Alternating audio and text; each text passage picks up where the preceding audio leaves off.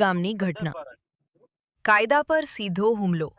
મનોમંથન કાર્યાલયથી ઘોગંબા તાલુકાના વાંસકોટ ગામમાં અમાનવીય અત્યાચારનો video viral થવો માત્ર એક વ્યક્તિ પર થયેલો હુમલો નથી, પરંતુ ભારતીય કાયદા અને બંધારણીય મૂલ્યો પર સીધો પ્રહાર છે. ગંભીર ગુનાઓમાં સમાધાન થવાથી ગુનો ખતમ થતો નથી. ગેરકાયદેસર કેદ, શારીરિક અત્યાચાર અને માનવ અધિકાર ભંગ ક્યારેય માફીયોગ્ય નથી. આ પ્રકારની કાર્યવાહી મોબ જસ્ટિસ સમાન છે, જે લોકશાહી અને કાયદાના શાસન માટે ગંભીર ખતરો છે. સુપ્રીમ કોર્ટે વારંવાર સ્પષ્ટ કર્યું છે કે કાયદો હાથમાં લેવાની કોઈને છૂટ નથી.